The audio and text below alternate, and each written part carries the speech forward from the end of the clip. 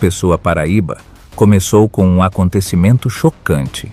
Um daqueles episódios que parecem impossíveis até acontecerem diante de dezenas de testemunhas. Enquanto famílias caminhavam pelo Parque Zoobotânico Arruda Câmara, a tradicional bica, um homem decidiu fazer algo que ninguém jamais imaginaria. Ele escalou o muro de mais de 6 metros de altura, ultrapassou as grades de segurança e entrou no recinto da leoa. Os primeiros vídeos que surgiram mostram a cena de forma quase surreal. A câmera treme, pessoas gritam, e no centro da tela, a figura de um homem agarrado a uma árvore fina, tentando desesperadamente evitar o inevitável. A leoa, inicialmente surpresa, rapidamente assume a postura de um predador em alerta. O território é dela, e qualquer invasor, humano ou não, passa imediatamente a ser interpretado como ameaça. As imagens viralizam. Em poucas horas, o país inteiro já tem acesso aos vídeos. Surge a avalanche de perguntas. Quem era o homem? Por que ele fez isso? Como conseguiu entrar? O zoológico falhou? A leoa será sacrificada? A partir de agora, vamos reconstruir os fatos, analisar cada detalhe, investigar o que se sabe e principalmente o que ainda não foi revelado oficialmente. Como tudo aconteceu? Para entender o que aconteceu naquela manhã, é preciso voltar alguns minutos antes de as primeiras gravações começarem. O Parque Zoobotânico Arruda Câmara, a Bica, estava funcionando normalmente. Visitantes circulavam, crianças observavam os animais e nada parecia fora do comum. Até que um dos vigilantes percebe uma movimentação estranha perto do setor dos felinos. Um homem, ele se aproxima do muro externo do recinto da leoa, uma estrutura alta com mais de 6 metros projetada justamente para impedir qualquer acesso. Mas, ignorando completamente o risco, ele começa a escalar. Não há câmeras que mostrem esse exato momento, mas todas as fontes confirmam. O homem conseguiu passar por cima. Do lado de dentro existe ainda uma segunda barreira, grades internas que isolam os visitantes do espaço onde o animal vive. Ele pula também essa, aproximando-se diretamente do território da leoa. Quando finalmente entra no recinto, a leoa não ataca de imediato. Como todo felino, ela observa primeiro. O homem então caminha até uma árvore fina localizada bem no centro do ambiente. É nesse ponto que começam os primeiros vídeos gravados pelos visitantes. Imagens que chocaram o país. A leoa avança. Ela apoia as patas dianteiras no tronco e alcança a perna do homem. O impacto é rápido. Em segundos, ela o derruba ao chão, e o ataque se torna inevitável. Minutos depois, o zoológico aciona o protocolo de emergência, evacua a área e fecha imediatamente o parque. Do lado de fora, visitantes e curiosos recebem a notícia. Os primeiros repórteres chegam. As autoridades cercam o espaço, iniciam a perícia e confirmam. A morte ocorreu no local e o ataque foi fulminante.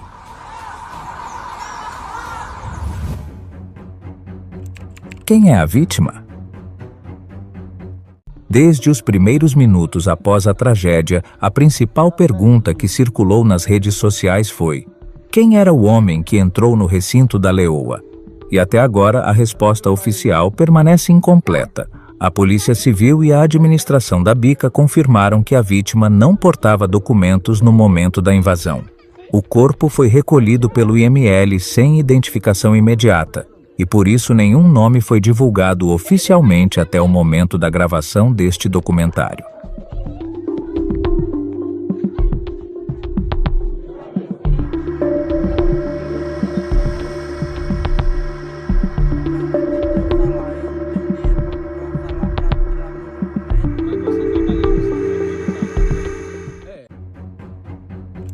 Como era o recinto da leoa? Para entender a dimensão do que aconteceu, é preciso olhar para o recinto onde tudo ocorreu. Ao contrário do que muitos imaginaram nas primeiras horas, o espaço da leoa não era improvisado, mal cuidado ou inseguro. Na verdade, segundo a própria administração da Bica, o recinto seguia todas as normas técnicas de contenção exigidas para felinos de grande porte. O espaço é dividido em 3 barreiras principais. Um muro externo, alto, com mais de 6 metros, dificultando totalmente o acesso acidental de visitantes. uma grade interna, projetada para impedir que alguém se aproxime do animal mesmo após ultrapassar a área externa. A ilha do felino, que inclui a área de terra, pedra, vegetação e a árvore onde a vítima tentou subir. Esse sistema é comum em zoológicos brasileiros e estrangeiros. Ele impede a aproximação voluntária de visitantes, protege trabalhadores e mantém o animal em um ambiente fechado, mas com espaço suficiente para comportamentos naturais. Então surge a pergunta inevitável: como alguém conseguiu atravessar tudo isso? A resposta está naquilo que nenhum sistema consegue impedir totalmente: a ação humana intencional. Segundo o relato das autoridades, o homem não estava passeando pelo zoológico e simplesmente caiu no recinto. Pelo contrário, ele procurou ativamente uma forma de entrar. Testemunhas afirmam que ele circulou a área externa, observando a estrutura, até encontrar um ponto do muro que julgou possível de escalar. A subida não é simples, exige força, preparo e principalmente a decisão consciente de assumir o risco. Esse é um ponto crítico. Nenhum recinto do mundo é projetado para impedir uma invasão proposital, porque o sistema de segurança parte sempre do pressuposto de que o visitante respeita limites básicos. Muro alto impede acidentes, grade impede imprudência, sinalização impede confusão, mas nenhuma dessas camadas consegue parar alguém que decide entrar a qualquer custo. E é por isso que a administração reforçou em nota oficial que o recinto estava dentro das normas e que o zoológico não registrou qualquer falha estrutural. A perícia inicial confirmou que não havia buracos, brechas ou portas abertas. Nada estava quebrado, nada estava mal instalado. O que houve foi uma quebra total do comportamento esperado de um visitante, algo impossível de prever ou impedir sem transformar o zoológico em uma estrutura militarizada. Por que alguém faria isso? Essa é, sem dúvida, a pergunta central de todo o caso. Por que alguém invadiria de propósito o recinto de uma leoa adulta? O que aconteceria dentro da mente de uma pessoa para que ela assumisse um risco tão extremo e previsivelmente fatal? Até agora, nenhuma autoridade apresentou uma resposta definitiva, e talvez nunca apresente. Mas com base nos relatos oficiais, nas entrevistas iniciais e na observação do comportamento da vítima, surgem 3 grandes linhas de investigação. A primeira hipótese, considerada pela polícia, é a de que o homem poderia estar sob forte estresse emocional, crise psicológica ou até mesmo um surto. Esse tipo de comportamento, escalar muros altos, desrespeitar limites e se colocar em risco extremo, é compatível com quadros de desorientação mental. Como ele estava sozinho, sem diálogo prévio, sem acompanhantes e fez tudo de forma silenciosa e determinada, essa hipótese ganhou força nos primeiros relatórios. Essa possibilidade explica a falta de sentido lógico da ação, mas não pode ser confirmada enquanto a identidade oficial não for revelada. Outra hipótese levantada nas primeiras horas é a possibilidade de que o homem estivesse sob efeito de álcool ou drogas ilícitas. Testemunhas afirmaram que ele não demonstrava comportamento normal e parecia agir de forma impulsiva, mas a polícia ainda não divulgou nada sobre exame toxicológico, algo que só será confirmado após os laudos do IML. Caso essa hipótese se confirme, ela ajudaria a explicar a aparente falta de noção do perigo, bem como a coragem irracional de enfrentar o recinto de um animal selvagem. Por fim, existe a hipótese levantada pela própria circulação de rumores, a possibilidade de o homem ter um histórico de ocorrências policiais, como indicado pelas suspeitas envolvendo o apelido Vaqueirinho. Pessoas com histórico de risco, fuga, conflito ou comportamento violento podem, em alguns casos, apresentar impulsividade extrema e até buscar locais isolados para escapar de alguém. Ele vai dar só uma pela saída. A reação da leoa, instinto e comportamento. Desde que os vídeos começaram a circular, muitas pessoas passaram a especular sobre o comportamento da leoa. Surgiram teorias, algumas compreensíveis, outras totalmente infundadas, tentando explicar por que o ataque aconteceu de forma tão rápida e brutal. Mas antes de qualquer análise emocional, existe um fato simples e inegociável. Uma leoa não é um animal doméstico. Ela é um predador de grande porte, e seu instinto territorial é tão forte quanto o ar que respira. Vamos por partes. Não, a leoa não estava com fome. Uma das primeiras fake news que se espalhou nas redes foi a de que a leoa estaria magra, fraca ou faminta. Essa narrativa chegou ao ponto de algumas pessoas afirmarem que o ataque teria acontecido por fome. Nada disso é verdade. O Parque Zoobotânico Arruda Câmara confirmou que a leoa estava saudável, com acompanhamento veterinário regular. A alimentação era feita diariamente, seguindo protocolos técnicos.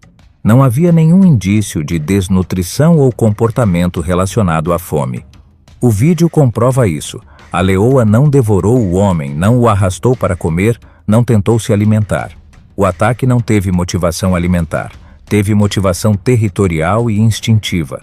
Um predador faminto exibe outro tipo de comportamento, lento, calculado, voltado à caça e consumo. Esse ataque foi completamente diferente. Foi defesa de território. A leoa não matou porque quis matar, mas porque instinto não raciocina. Leões não analisam moralidade, intenção ou contexto humano. Eles reagem ao que está diante deles. E para um animal assim, o que ela viu naquele momento foi um intruso dentro do território dela. Um ser estranho, ansioso, agitado, movimentos bruscos, uma escalada numa árvore que faz parte do espaço dela.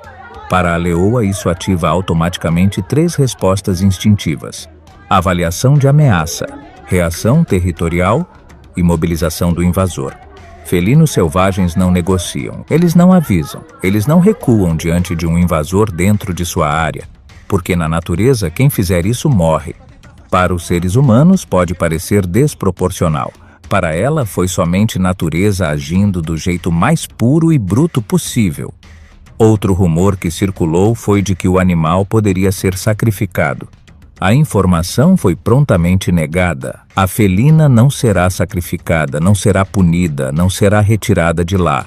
Porque não há crime quando não existe consciência, e não há violência quando existe instinto. O que esse comportamento diz sobre o caso? Diz que o ataque não podia ter outro resultado. Colocar um ser humano dentro do recinto de um felino é colocar 2 mundos que não se encontram há milhões de anos, e esperar que tudo fique bem. A leoa cumpriu o papel natural que qualquer felino selvagem cumpriria naquele cenário. O erro humano levou ao desfecho. O instinto animal apenas completou o ciclo. Responsabilidade, repercussão e o papel dos zoológicos. Depois do ataque, uma grande discussão tomou conta das redes. De quem é a responsabilidade? É comum que, diante de episódios trágicos, o público busque culpados imediatos, mas neste caso os fatos apontam para uma conclusão inevitável. A ação humana voluntária foi o único gatilho do incidente. O zoológico cumpria as normas. O muro era alto, as grades internas estavam intactas. Não havia brechas, portões abertos ou qualquer falha estrutural. A perícia inicial confirmou que o recinto estava dentro dos padrões exigidos para abrigar um felino de grande porte. Não houve negligência técnica nem descuido dos tratadores. O homem não caiu, não tropeçou, não se perdeu. Ele invadiu, escalando 2 barreiras distintas, ambas projetadas para impedir exatamente isso.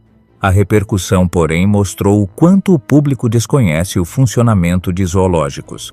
Episódios assim reacendem debates sobre confinamento de animais, segurança de visitantes e a relação entre humanos e predadores.